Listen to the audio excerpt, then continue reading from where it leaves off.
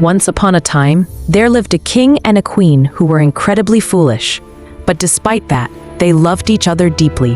A foolish queen was deeply busy preparing a very long list of names to invite for the christening ceremony. The king had barely reached the end of the second page, and his tongue was stumbling from fatigue and haste as he repeated the usual formula.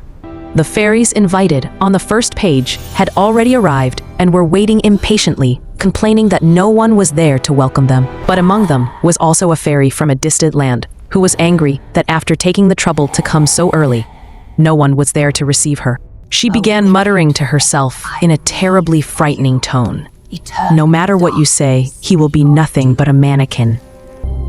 Fortunately, the good fairy Genesta, who watched over the kingdom, came rushing in at just the right moment to prevent any further mischief.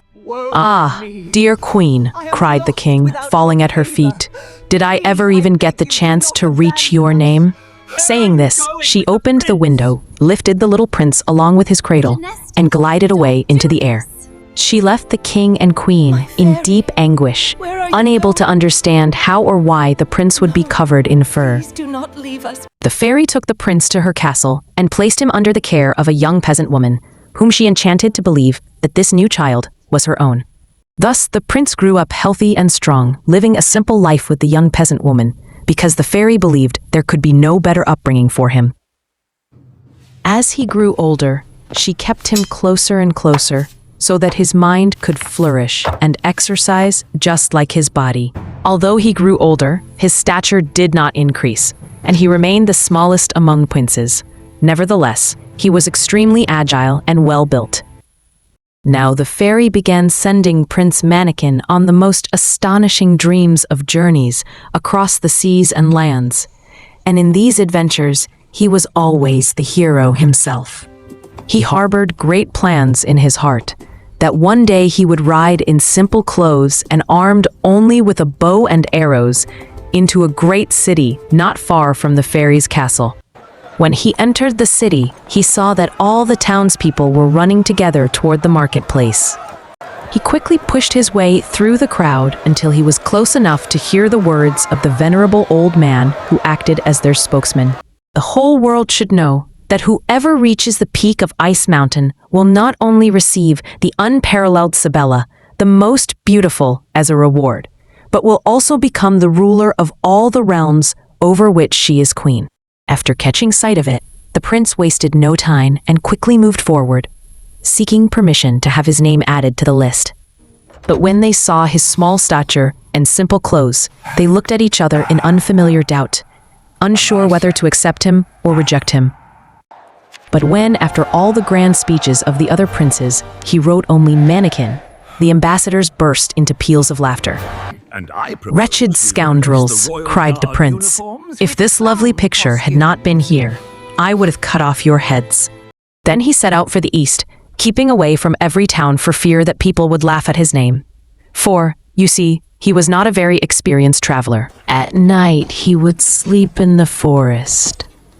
The fairy, who was watching over him kindly, thought it would not be right to let him remain half-starved. So she began providing him with all kinds of good food while he slept. According to her plan, the fairy sent him on various adventures to prove his bravery, but in his final battle, his misfortune with a fierce adversary caused him to lose his horse. Yet he did not lose courage at all. He kept walking on foot and eventually reached a monkey-infested area. There he saw a boat heading toward the shore he wanted to reach, and with just enough money to pay the fare, he boarded the boat and set off. But a few days later, a terrifying storm rose, completely destroying the small ship. The prince saved his life by swimming, and after swimming a very, very long distance, he finally reached a piece of land in sight, which turned out to be a desert island. There he lived by fishing and hunting, always hoping that the good fairy would come to rescue him soon. One day, as he was gazing sadly at the sea, he noticed a strange-looking ship slowly drifting toward the shore.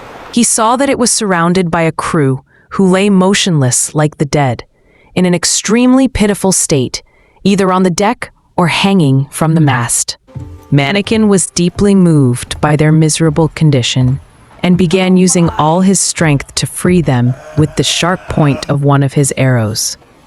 He brought them one by one to the shore, massaged their stiff limbs, and bathed them with the juices of various herbs so successfully that after a few days they were completely healed.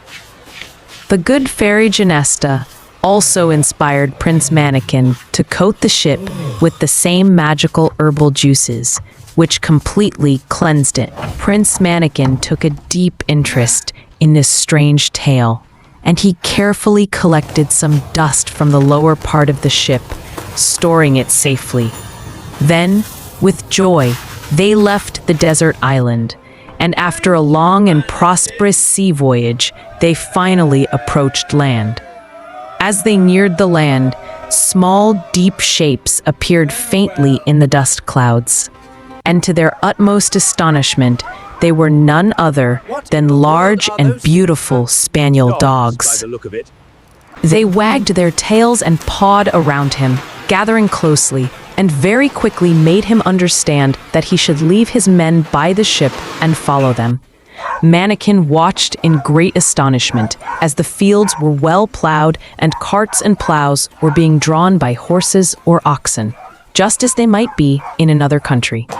A carriage was brought, drawn by two magnificent horses, skillfully guided by a large spaniel dog.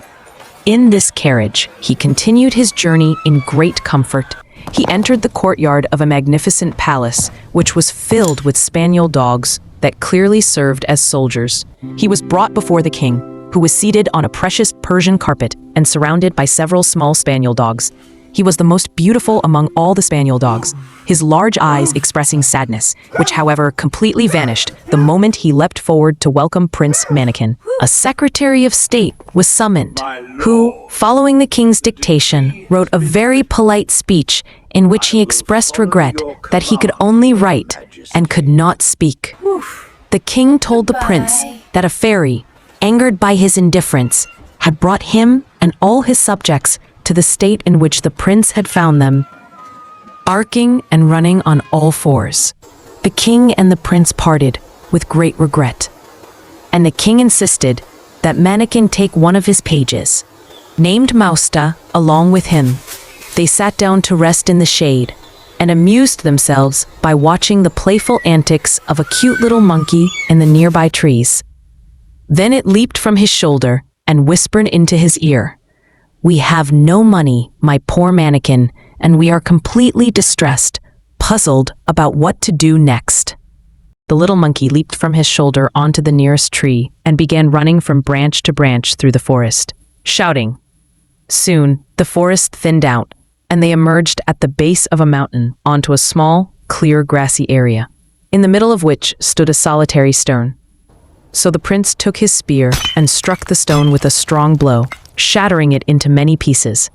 It became apparent that although the surface was just a thin layer, inside there was a solid heap of pure gold. As soon as he did this, the little monkey suddenly transformed into a tall and kind lady, who said to him, "Finally, the travelers reached the seat of government, where they were received with royal grandeur." Farda Kinbrass and Bourbantine embraced Prince Mannikin, declaring that they recognized him as their heir and the future husband of the princess. Then he was presented before the princess, who blushed with shyness for the first time in her life when he kissed her hand, and she could not utter the single word. The prince knelt beside her and presented a magnificent diamond, saying, "Princess, this treasure is yours." The question that more than 1,000 people asked him on this special occasion was, "And weren't you cold?"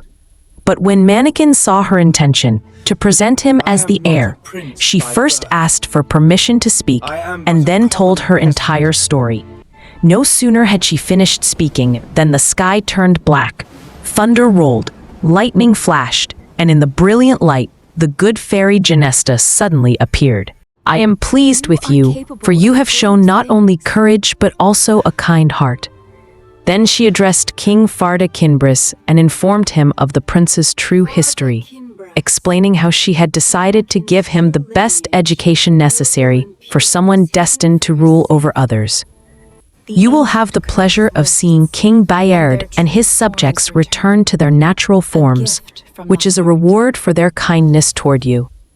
Just then, a chariot drawn by eagles arrived, carrying the foolish king and queen. The foolish king and queen embraced their long-lost son with great joy, deeply astonished to find that he was indeed covered in fur. As they were showing affection to Sabella and stroking her hands, which is a favorite way of showing love among the foolish people, chariots appeared approaching from all directions, many of them carrying fairies. "Your Majesty," Genesta said to Fardakinbras, "I have taken the liberty of designating your court as a meeting place for all the fairies, and I hope you can grant it your great approval."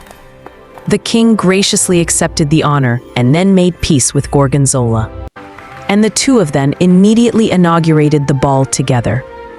The fairy Marcentine restored King Bayard and all his subjects to their natural forms, and he once again appeared as handsome a king as one could wish to see. One of the fairies immediately sent her chariot to the Queen of the Spice Islands, and their wedding took place at the same time as the marriage of Prince Mannikin and the lovely and kind Sabella. They lived happily ever after, and their vast kingdoms were soon divided among their children. In memory of Princess Sabella's first gift to him, the prince granted her the right to name the most beautiful marten animal. And that is why they are still called sable to this day.